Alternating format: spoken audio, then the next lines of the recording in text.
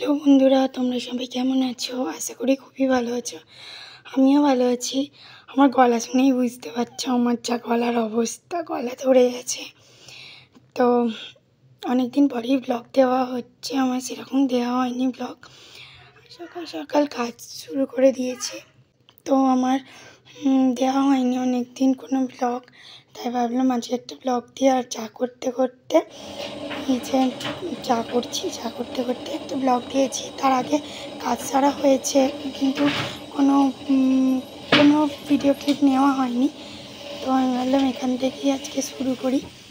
তো আর কোনো নেওয়া হয়নি। দুপুরবেলা আবার এই বিকালবেলা একটু ঘুমিয়ে বাসন কোসন মেজে উঠে ঘুমিয়ে একটু আর ভাবলাম দুধটা গরম করে আসি। তো ছেলে মেয়েগুলো দুধগুলো একটু গরম করলাম, গরম করে নিয়ে আর যাই তাহলে।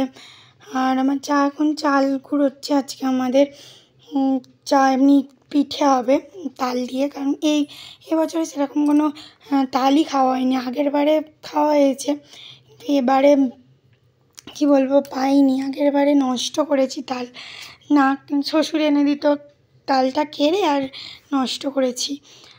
আর ওইদিকে আমি জল বসিয়ে এসেছি, ভুলে গেছি।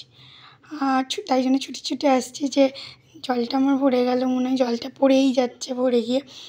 তো তাই পাইপটা দিয়ে অন্যদিকে দিয়ে আর এলাম। আর ওই জলেতে এত জল হয়েছে, আর আমাদের এখানে কলা গাছ পড়ে গেছে জলে। তো আমার যা তখন গুঁড়োচ্ছিল, আমি বললাম ঠিক আছে তুমি একটু ওঠো, আমি একটু চালটা গুঁড়িয়ে দিই। দিয়ে আর এই বাবার সাথে একটু কথা বলছিলাম। বাবা আমাদের ঘর প্লাস্টার হচ্ছে, সেই নিয়েই কথা বলছিলাম। তারপরে যা ছিল যায়ের সাথেও কথা বলছিলাম, আর এদিকে চালগুলো গুঁড়োচ্ছিলাম। ফোন পড়ে যাচ্ছিলো, আবার আমার যা বলছে ফোনটা তোলো গো, পড়ে যাচ্ছে। আবার ফোনটা তুললাম। আর সত্যি পিঠে খাওয়ানোর তো গতর খাওয়া, কতক্ষণ বসে বসে একটু একটু করে বসছি, একটু একটু করে চাল গুঁড়িয়ে তারপরে যাই হোক চালটা গুঁড়োনো হলো। আর সন্ধেবেলা পিঠে করতে বসে পড়েছি। সবাই মিলেই করাচ্ছিলাম, গল্প করছিলাম। যা ছিল, আমি ছিলাম, যা আর আমার শাশুড়ি ছিল, আর আমার মেয়েটা ছিল।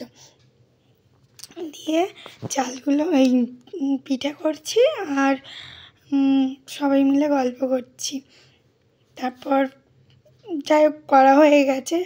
আর তারপরে মাকেই দেখাচ্ছি। দিয়ে তারপর মা যা সবাই করছে।